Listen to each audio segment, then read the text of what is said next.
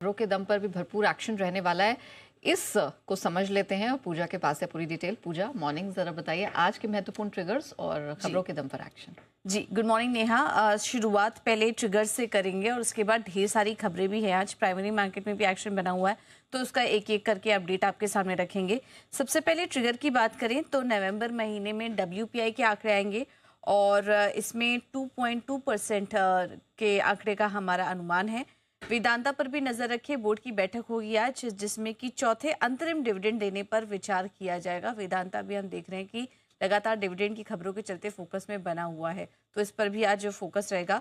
PC jeweller आज ex date कारोबार करेगा। कंपनी ने स्टॉक स्प्लिट की घोषणा की थी 1:10 की, तो आज एक्स डेट ये कारोबार करेगा। और इसके अलावा ग्लोबल अगर आंकड़ों को देखें तो चीन में इंडस्ट्रियल प्रोडक्शन के आंकड़े आएंगे नवंबर महीने के, जो कि काफ़ी इंपॉर्टेंट होंगे। अगर भारतीय बाजारों के लिहाज से बात करें, कमोडिटी मार्केट में इसका एक असर देखने को मिलता है, तो उस पर हमारी नज़र बनी रहेगी। अब बात करते हैं प्राइमरी मार्केट की। यहाँ पर काफ़ी ढेर सारे अपडेट्स हैं। विशाल मेगा मार्ट का IPO बंद हो चुका है। आखिरी दिन IPO करीब करीब 27 गुना से ज़्यादा सब्सक्राइब हुआ और जो रिटेल हिस्सा है वो 2.3 टाइम्स भरा है। NII हिस्सा 14 गुना यहाँ पर भरा है और QIB हिस्सा जो है वो करीब करीब 80 गुना सब्सक्राइब हुआ।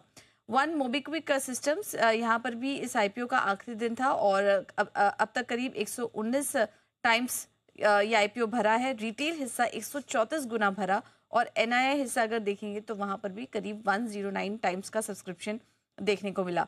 साई लाइफ साइंसेज का भी IPO बंद हो चुका है और आखिरी दिन अगर बात करें तो करीब करीब 10.26 टाइम्स ये IPO सब्सक्राइब हुआ। रिटेल हिस्सा जो है वो 1.25 गुना से ज़्यादा सब्सक्राइब हुआ। QIB हिस्सा 31 टाइम्स सब्सक्राइब हुआ है। अब बात करते हैं कुछ और IPO की जिस पर की नज़र रखनी होगी। इन्वेंचरस नॉलेज सॉल्यूशन, आज ये IPO बंद होगा। अगर दूसरे दिन की बात करें तो ये IPO अभी तक 2.65 टाइम्स माफ़ कीजिएगा सब्सक्राइब हुआ है और रिटेल हिस्सा करीब करीब 4 गुना से ज़्यादा भरा। और इंटरनेशनल जेमोलॉजिकल इंस्टीट्यूट, आज इस IPO का दूसरा दिन है। पहले दिन की बात करें तो अभी तक करीब 17% का सब्सक्रिप्शन यहाँ पर देखने को मिला। रिटेल हिस्सा 0.7 टाइम्स सब्सक्राइब हुआ है। तो ये है अभी तक के IPO की अपडेट।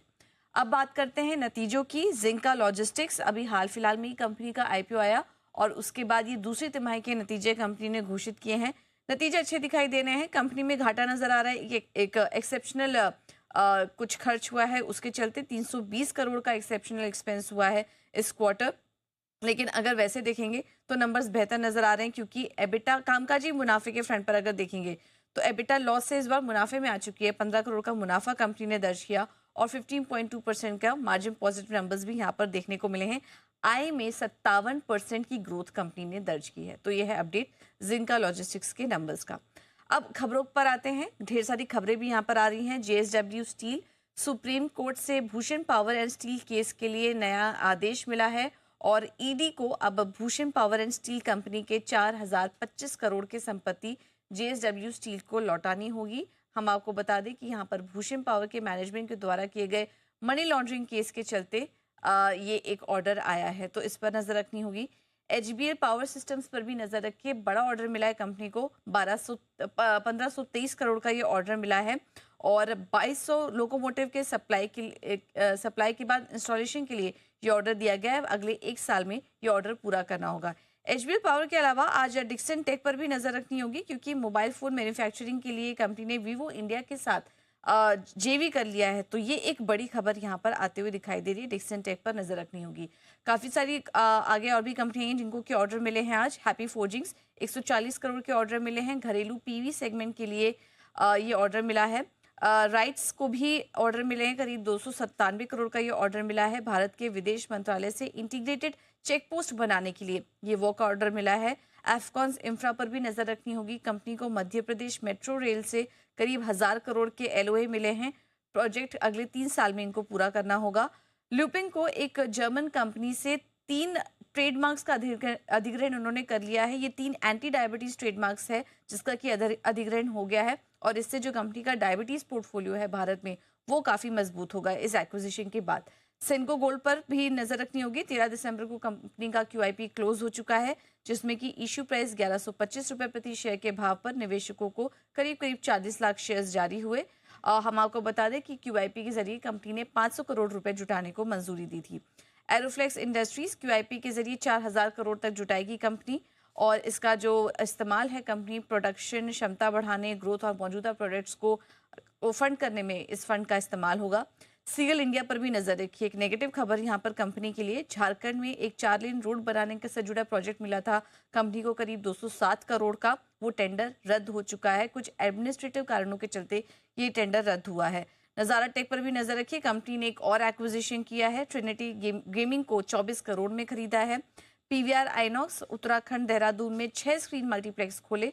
भारत फोर्ज पर भी नजर रखिए। सब्सिडरी ने एज लैब से करार किया है, 25 लाख यूरो में एज लैब का करीब 25% हिस्सा यहाँ पर वो खरीदेगी।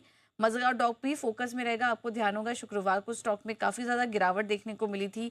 एक प्रोजेक्ट PS55 के तहत 6 सबमरीन से जुड़ी खबर आई थी, और कंपनी का कहना है कि अभी तक उनको भारतीय नेवी या MOD से इसकी कोई जानकारी प्राप्त नहीं हुई है। इसमें कुछ टेस्ट सबमरीन्स पे करने थे जो कि ठीक तरीके से नहीं हुए, इससे जुड़ी खबर आई थी जिसके चलते हमने स्टॉक पे रिएक्शन देखा था। गोदरेज एग्रोवेट पर भी नजर रखें। गुजरात सरकार की तरफ से कंपनी को वडोदरा, सूरत, तापी में नए जमीन अलॉट हुए हैं, और इसके जरिए कंपनी ऑयल पाम के तहत कंपनी अपने ऑयल पाम की खेती बढ़ाएगी। बोरोसिल रिन्यूएबल्स भी फोकस में रहेगा। 18 दिसंबर को बोर्ड की बैठक होगी जिसमें कि फंड जुटाने पर विचार किया जाएगा। और आखिर में बात करते हैं क्रॉम्पटन ग्रीव्स कंज्यूमर की। बद्दी प्लांट में सीलिंग फैन मैन्युफैक्चरिंग की क्षमता का विस्तार करेगी, और ये जो क्षमता है ये मौजूदा 40 लाख फैन सालाना से बढ़ाकर 60 लाख अब ये जो फैंस हैं वो करेंगी, और मार्च 2025 तक कैपेसिटी बढ़ाएगी, जिसमें कि कंपनी की 3 करोड़ निवेश करने की भी योजना है। तो आप कह सकते हैं कि मंडे की शुरुआत बहुत ही जबरदस्त नोट पर होने की तैयारी है। ट्रिगर्स है, primary market, secondary market, indices, सब में यहाँ पर भरपूर एक्शन की तैयारी है। थैंक यू पूजा, पूरी डिटेल सामने रखने के लिए।